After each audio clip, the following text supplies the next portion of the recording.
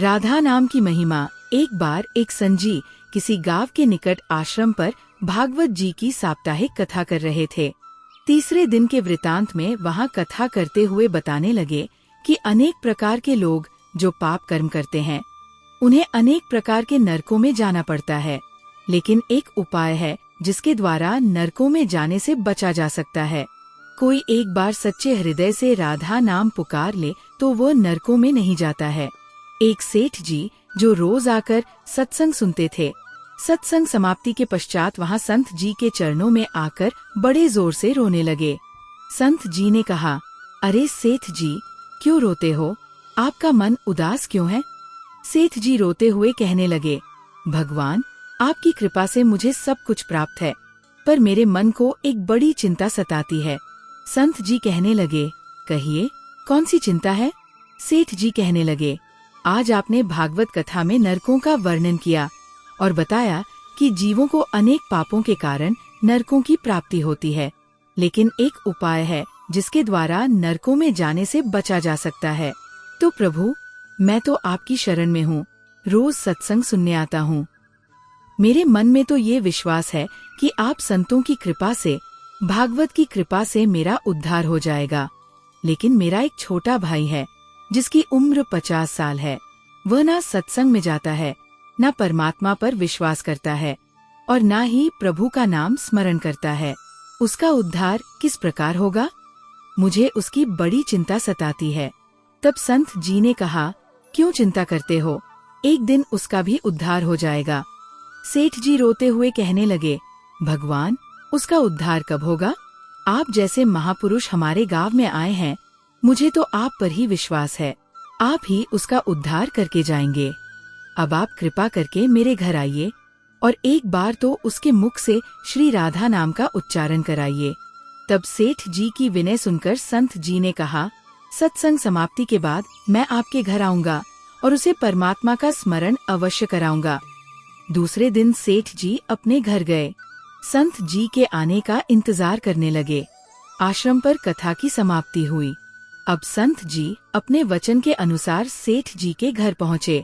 जैसे ही घर पहुँचे, सेठ जी ने बड़े श्रद्धा भाव से संतों का स्वागत किया। उन्होंने अपने भाई को बुलाकर कहा, संत जी आज हमारे घर पधारे हैं, उनका दर्शन कर लो। वो अंदर से बैठे बैठे कहने लगा, मुझे ना किसी संत से मिलना है और ना ही भगवान से मिलने की इच्छा है। तुम ही उनकी सेवा करो और तुम ही उनका पेट भरो। संत जी ने जब ये वचन सुने, सेठ जी रोते हुए कहने लगे, भगवान, आपने देखा, वो आपके सामने ही आपका अपमान कर रहा है। संत जी कहने लगे, सेठ जी, चिंता मत कीजिए, सब कुछ अच्छा होगा। अब सेठ को दिलासा देते हुए संत जी पलंग से उतरे और उसके भाई के कमरे में आ गए। उनके कंधों पर हाथ रखकर कहने लगे, बताओ, आज तक कितना कमाया? वह संत जी को इस प्रकार अपने पास देखकर कहने लगा, अपना हाथ मेरे कंधे से हटाओ। मैं ना संतों को मानता हूँ, ना भगवान को मानता हूँ। लोग जितने आस्तिक होते हैं, मैं उतना ही कट्टर नास्तिक हूँ। मैं भगवान को नहीं मानने वाला हूँ। सेठ का काम होता है लोगों का उद्धार करना। आज तुम्हारे उद्धार का कार्य मिला है तो अवश्य करके ही जाऊंगा। वह सेठ का भाई भी बड़ा कट्टर था।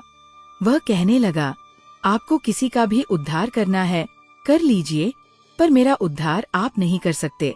मैं कुछ भी नहीं करने वाला हूँ। सेठ के भाई को देखकर संत जी मुस्कुराकर कहने लगे, एक बार राधे राधे बोल दो। वो सेठ जी का भाई कहने लगा, मैं कुछ नहीं बोलूंगा।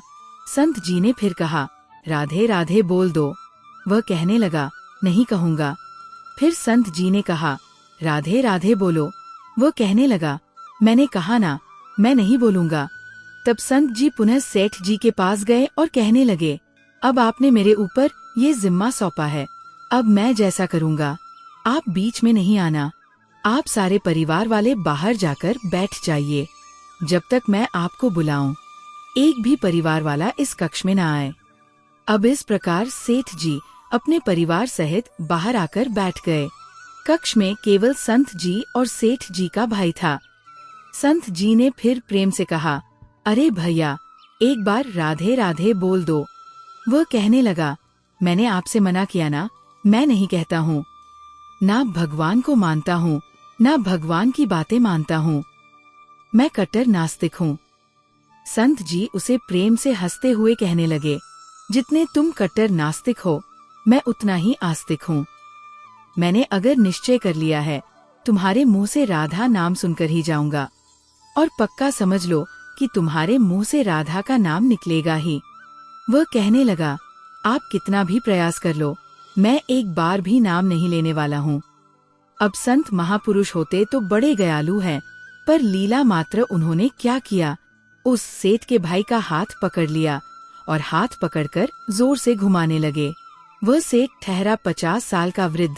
संत भी वृद्ध थे, पर संतों के अंदर भक्ति का तेज होता है। उन्होंने जोर से उसके भाई का हाथ घुमाया, मरोड़ दिया। हाथ घुमाकर संत जी फिर कहने लगे, कहो राधे राधे। वह कहने लगा, नहीं कहूँगा।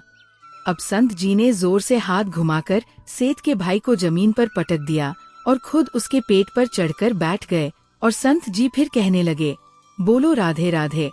वह फिर कहने लगा, नहीं कहूँगा। अब तो संत जी ने उसके दोनों हाथ पकड़कर उसके पैरों को बांध दिया और कहने लगे, कहो राधे राधे। अब ऐसी अवस्था में वह सोचने लगा, लगता है ये संत तो मुझे मार ही देंगे। तब उसने बिना इच्छा के एक बार ऐसे ही कह दिया, राधे राधे। जैसे ही उसने राधे राधे कहा, संत जी ने उसके हाथ पैर खोल दिए, उसके बंधनों को छोड़कर बाहर आकर कहने लगे, सेठ जी, आपका कल्याण हो गया, आपके भाई का भी कल्याण हो गया। संत जी कहने लगे, आपने काम ही ऐसा दिया था। आपने कहा वो नास्तिक है, कभी कुछ बोलता ही नहीं है। आज आपके भाई ने राधे राधे का नाम उच्चारण कर लिया है, इसका कल्याण हो गया। अब मैं जा रहा हूँ, कल से पुनः मेरी कथा है। अब संत जी अपने स्थान पर लौट आए। सेठ का भाई जमीन से उठकर अपने भाई से कहने लगा, ये कैसे संत है, मुझसे लड़ाई करने आ गए, मेरी ऊपर चढ़कर बैठ गए और कहने लगे, अगर राधे राधे का नाम उच्चारण नहीं करोगे तो मैं तुम्हारे ऊपर ऐसे बैठे रहूंगा। अब उसकी बातें सुनकर सेठ जी हंसने लगे। वह हंसते हुए मन से भगवान को धन्यवाद देते हुए कहने लगे, हे प्रभु, आपके संत भी बड़े दयालु है, खुद कष्ट सहकर भी लोगों का कल्याण करते हैं। समय व्यतीत होता गया। मुश्किल से 5 से 6 महीने गुजरे होंगे। अचानक एक दिन छोटे भाई का देहांत हो गया। शरीर समाप्ति के पश्चात आत्मा शरीर से अलग हो जाती है। वह आत्मा ही ऊपर यमराज के पास जाकर सारे हिसाब किताब देती है। अब इस व्यक्ति का हिसाब किताब पूरा गया। यमराज ने चित्रगुप्त से कहा, जो आज इंसान हमारे पास लाया गया है, इसका हिसाब क्या है?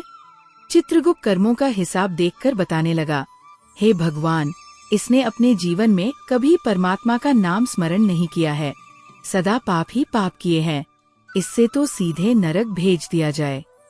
अब यमराज के आदेश अनुसार जैसे ही उसे नरक भेजा जा रहा था, तभी चित्रगुप्त ने कहा, भगवान, एक बात और है।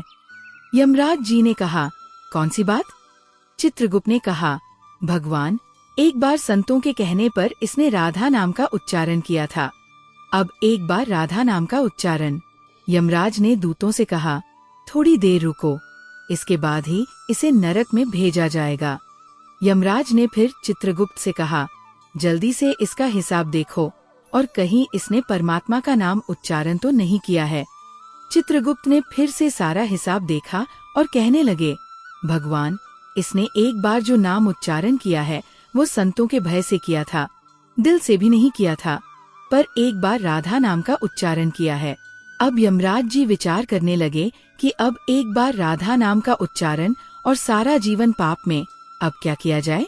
तब यमराज ने उसी इंसान से पूछा, एक बार बताओ, हम तुम्हें पहले राधा नाम उच्चारण का फल दें या तुम्हें नरकों में भेज दिया जाए? तब वह भक्त हाथ जोड़कर कहने लगा, भगवान, नरक में तो जाना ही है, इससे अच्छा है आप मुझे एक बार राधा नाम उच्चारण का फल दे दो, फिर मुझे जहाँ चाहो भेज देना। यमराज जी अपनी पुस्तक खोलकर देखने लगे कि एक बार राधा नाम उच्चारण का फल क्या है। उन्होंने सारी पुस्तकें खोल दी, पर उन्हें कहीं फल दिखाई नहीं दिया।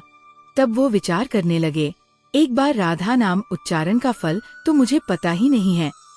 फिर वह अपनी शंका के निवारण के लिए उस भक्त को अपने साथ लेकर स्वर्ग लोक में आ गए। स्वर्ग में आकर यमराज ने इंद्रदेव से कहा, इंद्रदेव, मुझे बताइए, एक बार राधा नाम उच्चारण करने का क्या फल है? तब इंद्रदेव ने बहुत प्रयास किया, पर उन्हें भी इसका फल पता नहीं चला। फिर वह सब देवता मिलकर ब्रह्मदेव के पास गए। ब्रह्मदेव ने जब उन्हें देखा तो उन्होंने पूछा, ये आपके साथ इंसान कौन है? तब इंद्रदेव कहने लगे, भगवान, इसने एक बार राधा नाम का उच्चारण किया है, बाकी सारा जीवन इसने पाप किया है। हमें तो पता नहीं राधा नाम उच्चारण का फल क्या है, इसलिए हम आपके पास आए हैं। फिर ब्रह्मा जी ने भी बड़ा प्रयास किया, पर राधा नाम उच्चारण का फल क्या है उन्हें भी पता नहीं चला। तब वह ब्रह्मदेव कहने लगे, हम सब मिलकर इसे अपने साथ लेकर भगवान शंकर जी के पास चलते हैं। वह सभी देवी देवता भगवान शंकर जी के पास पहुँचे। भगवान शंकर जी से प्रार्थना कर कहने लगे, महादेव, इस इंसान ने सारा जीवन पाप किया है, बस एक बार संतों के कहने पर राधा नाम का उच्चारण किया है। अब आप बताइए, एक बार राधा नाम उच्चारण का क्या फल मिलता है? महादेव जी ने भी प्रयास किया, पर वह भी राधा नाम की महिमा को नहीं बता सके। तब शंकर जी कहने लगे, अब हमें भगवान श्री कृष्ण के पास चलना पड़ेगा, क्योंकि वही राधा तत्व को जानते हैं। ऐसा सोचकर सब देवी देवता भगवान शंकर के साथ मिलकर उस इंसान की आत्मा को लेकर भगवान श्री कृष्ण के गोकुल धाम में पहुँचे। गोकुल धाम में भगवान श्री कृष्ण राधा जी के साथ अपने आसन पर विराजमान थे। भगवान श्री कृष्ण ने सब देवी देवताओं का सम्मान किया और उनसे पूछा, आज अचानक से आने का कारण क्या है? तब भगवान शंकर हाथ जोड़कर कहने लगे, भगवान, ये इंसान इसे पृथ्वी से लाया गया है। इसने अपने जीवन में अनेक पाप किए हैं, पर एक बार राधा नाम का उच्चारण किया था। यमराज जी पता नहीं कर सके कि एक बार राधा नाम उच्चारण का फल क्या है। तब वह इसकी जानकारी लेने के लिए उसके साथ इंद्र जी के पास स्वर्ग में आए थे। फिर स्वर्ग से होते हुए ब्रह्मलोक गए और ब्रह्मलोक से होते हुए भगवान शंकर के पास पहुँचे। भगवान शंकर से वे राधा नाम के उच्चारण का फल जानना चाहते थे और भगवान शंकर ने सब देवताओं को लेकर भगवान श्री कृष्ण के गोकुल धाम में जाने का निर्णय लिया। गोकुल धाम में भगवान श्री कृष्ण राधा रानी के साथ अपने आसन पर विराजमान थे। जब देवता और यमराज भगवान कृष्ण के पास पहुँचे तो भगवान कृष्ण ने सबका स्वागत किया और पूछा, आज अचानक क्यों आए हो? तब यमराज ने कहा, भगवान, इस इंसान ने सारा जीवन पाप किया है, लेकिन एक बार राधा नाम का उच्चारण किया था। हमें ये जानना है कि इसका क्या फल है। इस पर राधा रानी हंसते हुए कहने लगी, आप सब लोग ये नहीं समझ पाए कि राधा नाम का क्या महत्व है। इस व्यक्ति ने एक बार राधा का नाम लिया और उसने स्वर्ग लोक, ब्रह्मलोक और महादेव लोक की यात्रा की। फिर वो गोकुल धाम में भगवान श्री कृष्ण और मेरी पूजा कर रहा है। इससे अधिक राधा नाम का फल और क्या हो सकता है?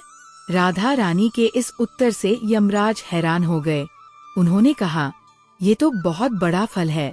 जो व्यक्ति नर्क में जाने वाला था, वह एक बार राधा नाम के उच्चारण से सब लोकों की यात्रा कर भगवान श्री कृष्ण और राधा रानी के चरणों में पहुंच गया। इससे अधिक फल और क्या हो सकता है? तब भगवान श्री कृष्ण ने कहा, धर्मराज, जिसने एक बार राधा रानी के चरणों का दर्शन कर लिया हो, वह कभी नर्क में जा ही नहीं सकता। वह भक्त जो राधा रानी के दर्शन कर रहा था, उसने कहा, महारानी, मैंने तो संतों के भय से आपका राधा नाम उच्चारण किया था, पर जो सच्चे दिल से आपके नाम का उच्चारण करते हैं, उन्हें कभी कोई भय नहीं होता। वे नर्क की यात्रा नहीं करते, वे सीधे आपके चरणों में समा जाते हैं। इससे ये स्पष्ट होता है कि राधा नाम का उच्चारण अत्यंत पवित्र और फलदायी होता है। जो इसे सच्चे मन से उच्चारण करते हैं, उनका जीवन परमात्मा के साक्षात्कार से प्रकाशित हो जाता है।